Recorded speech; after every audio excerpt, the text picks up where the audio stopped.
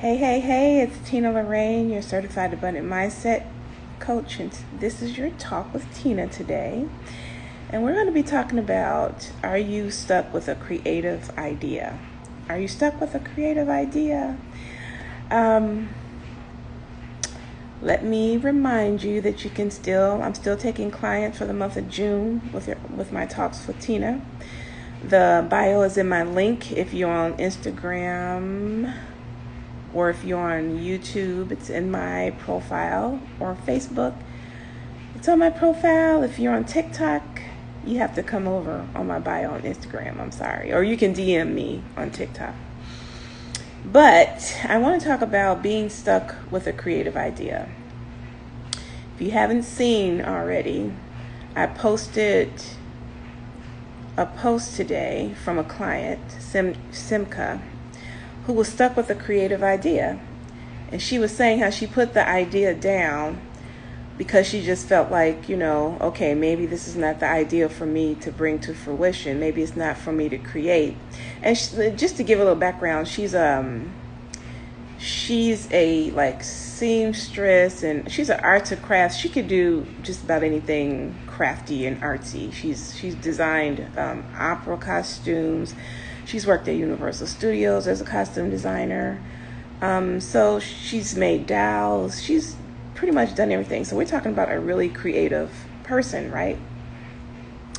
And with all her giftings, and God really gifted her in that area, but she still became stuck with this idea, and she put it down.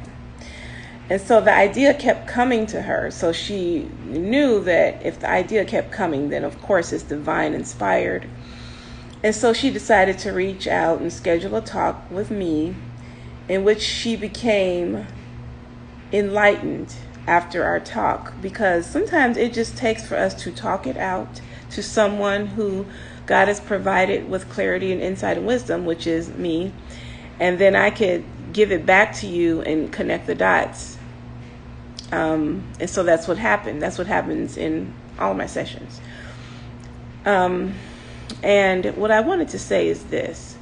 I could give you a few simple solutions, or some of the top reasons I see why people get creatively stuck. And the first one is there's too many ideas. Because we are God's children, and we have the character of the spiritual DNA of our daddy. God is abundant by nature, and so therefore we are abundant by nature. So the thoughts we have, everything that we produce is going to be abundant by nature. That's why it's so important for us to stay with a sound mind in creating, because we're creating either good or bad, regardless of what we believe. It just depends on what you believe. So when we have too many ideas, what we have to do is simplify what brings us the most joy, what feels divinely inspired, and what's going to bring you the most joy and peace. And you do that by just sitting with yourself, look at the ideas, kind of run them through. Which one brings that inspiration on the inside, that lights you up from the inside, and that brings you joy and peace? Go with that one. And so that's one solution to the problem of it's just too much to think about, because we process a lot of thoughts every day, and of the good ones, we still have a plethora of them, right? So it's hard to just focus on one thing when you have so many. It's hard to choose the one. But don't think of it as hard. Just think of it as ease and flow. Say, God, which one do you want me to work on?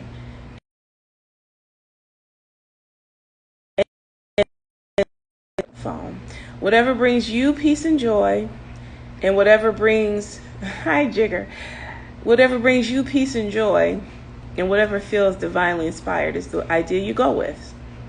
And then another reason why I see that people struggle with getting stuck with a creative idea is they haven't developed the mindset that it takes to develop the idea. Meaning, sometimes the ideas, because they aren't divinely inspired, it's going to take you into a whole new mindset, lifestyle down the line as you're developing it. It's going to challenge you.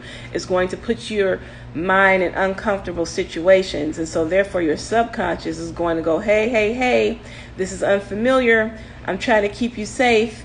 I don't know what you're doing. We're not used to this, so I'm gonna be your guard, and I'm gonna tell you you're stuck because this looks unfamiliar. And what I want to say to that is to move forward anyway. All it means is that you have to do some mindset work around what you're developing. And a lot of times when we're really seeking God anyway, and we're really wanting change, or we're really following an idea that's been divinely inspired, it's going to require us to change. It's going to require us to stretch, our minds to stretch. It's going to make us feel uncomfortable in areas because it's something we never done before. It's like with anything that's unfamiliar. At first it seems, hard, but then eventually it becomes easy. When I first started being a coach, it was just so much to do on this online space. So many, different things, systems to learn, right? But now all the things that I used to struggle with initially years ago, now I can do with ease and flow.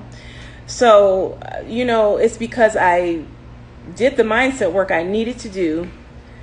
And your mindset work might look a little different than mine. You have to really sit in quiet and see what works. But I can tell you from the beginning that you're going to have to read some books about how to think. You're going to have to start making your own affirmations.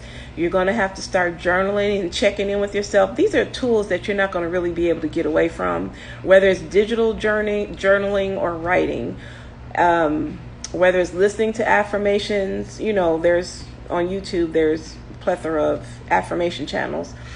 But eventually you have to make up your own so you know that you believe it. You have to do mindset work around these things. And sometimes our creative ideas are going to take us and put us before great men, or they're going to enable us to eat, enable us to inspire people, and it's going to solve some problem that the world needs a solution for. And so there's a mindset that comes with that. So sometimes, like I said, in those uncomfortable spots, your subconscious is going to try to make you feel comfortable and say, no, we can't go there. We haven't done that before. And I'm telling you to go forward with the idea. God wants you to go forward with the idea. So you're not stuck. It's just not revealed to you yet. So first of all, the first thing is to say, I'm not stuck. God is just revealing the wisdom to me. That's what you have to do. And so another reason I see that clients become stuck with creative ideas is they get over the honeymoon phase. What is the honeymoon phase? The same thing it is when people get married. The honeymoon phase, you're all touchy, lovey-dovey. It's all exciting. The other person is wonderful. They can do no harm. They're beautiful, da-da-da-da-da. And then after you get married and you start living with one another, you start, habits start you get annoyed by the way someone chews, or the way their nostrils flare, or the way they, say stuff. All of a sudden, that same person you were so in love with becomes this annoying person, right? It's the same way with our ideas, especially when we're creators. We'll start out, we're just like, woohoo, this is great. I can't wait to bring this to pass. And then we start getting into those hard places. Like I said, we have to start doing that mindset work. And we're like, maybe not. Maybe this wasn't the idea for me. It's feeling a little, I don't want to do this. And what I say to that is to move forward. Move forward, because you have to remember that if this is divinely inspired, it's not just about you. It's about other people. You're solving a problem. I don't know whether it's bringing encouragement. I don't know whether it's a product. I don't know what you're doing. But I know if it's divinely inspired, you need to stick with it. You need to not become weary in well-doing, because that idea is well-doing and it's going to serve you and a whole lot of other people. So yes, take your breaks. Take a break here. 1, 2, 3. You might need 3, 4, 5 breaks, depending on how long it takes for this idea to come to fruition. But don't give up on it, okay? Don't give up on it. And what I wanted to say to that as well is, when I was in school, teaching in school, I used to teach a lot in dance and the musical arts. I used to teach musical theater sometimes, and it would involve choreographing dances, right? And, if I hear a song and I get inspired and I was like, oh, yes, we're going to dance to this, and I'd be so happy at the beginning. And I'd be like, oh gosh, all these ideas about the dance and how it's going to go and da da da da. And then about a week into it, what happened? Honeymoon phase is over. And I'm like, here we go, trying to figure out, be inspired by the music, trying to figure out what move goes with what, trying to figure out if the level of dance that's coming from the people can do the level of choreography I'm testing out. Listen to the song over and over again, trying to piece these steps together. It involves so much, and then trying to stay inspired from the song that inspired me at the beginning, but now I've heard it 1,000 times. Now I'm not so inspired anymore. Now I want to give up. Now I'm tired. Now I'm mentally tired. Now I'm like not so in love with wanting to choreograph this dance, right? But I would stick with it. And at the end of it, the piece would bless others. It would bless the kids that were in it. If I was in it, because I used to also praise dance, at the end of it, you feel relief. You feel like I did it. I accomplished it. I didn't let it defeat me. I got through it, and it was beautiful. So that's what I'm telling you. Don't put your idea down because the honeymoon phase of it, the excitement of it is over. That does not mean it's not supposed to be brought to fruition. Take your breaks as you need them, but go back to it. Persevere. Bring it forth. And so at the end of it, and there will be an end to it, you can say, I did that. And you'll know for the next time that you will persevere and do it. And then the last thing I want to say about getting stuck with a creative idea is that you might be focusing on the what might happens, what we call the what might happens. And that's nothing but fear talking. It's like, what might happen if I do this? What if I don't do it? What if God leads me down some way where it's going to be this, that, and the other? It's all these what ifs. And that's just fear talking. We overthink things. Our brains are so complex. And this is why God uses simplicity to tell us how to think. Simplicity, because he knows we overthink. He knows we overplan. He knows we worry. He knows we get anxious. He knows the power we have because he put it in there, right? So if you're overthinking about what if or what I don't have or I don't know if I can, then you have to close your eyes and remember that you are using the sight of your heart and not your eyes. You are not going by what you see. You are going by what was divinely implanted into your heart. That is a faith walk. And so therefore you can't talk yourself out of it. I mean, you can talk yourself out of it because you have that power to do so.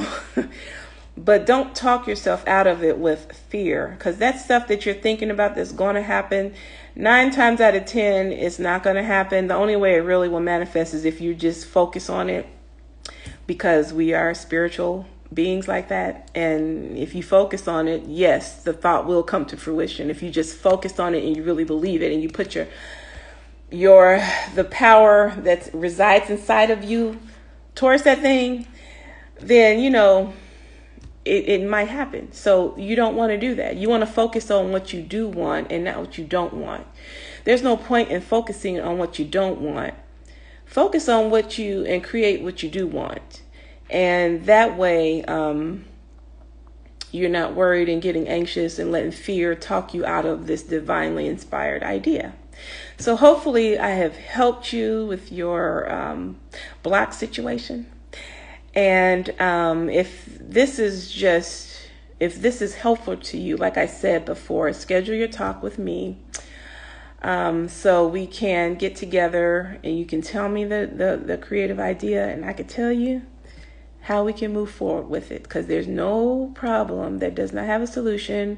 There's no idea that's too big. There's no dream that's too big. You're never going to hear me say it's too big. You can't do it, blah, blah, blah. I'm not that person.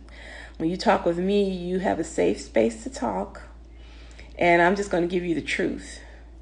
And so if you can handle the truth, we can go on together. The God's truth, the divine inspired truth, we can create this thing. We can get it rolling. And sometimes we just need that help. Everybody's gifting is not the same thing. And so where I have clarity and insight, Someone else has product production. Like I said, my client that I was talking about at the beginning of the live, she's good at creating costumes and planting things and crafty stuff, just all the and art and drawing and all that stuff. I don't have a lick of talent when it comes to no drawing. My part of the creative arts has always been in the movement, the dancing, the poetry, the writing, things like that. So when I'm weak in an area, what do? I reach out and ask somebody, right? That's what we do. Someone who's gifted and talented in that area to help me. So that's what I want you to do if you're stuck with a creative idea, just like Stacy or Simca did, just like Tasha did. I talked about Tasha last week. So that's your talk with Tina. You don't have to remain stuck with a creative idea, only if you choose to. Remember, it's your choice. God gives us a choice, and everything is a choice. And you are a powerful spiritual being who has the power of choice, and God tells us to choose life. So I'm telling you, choose life. And I'll see you soon. Bye-bye.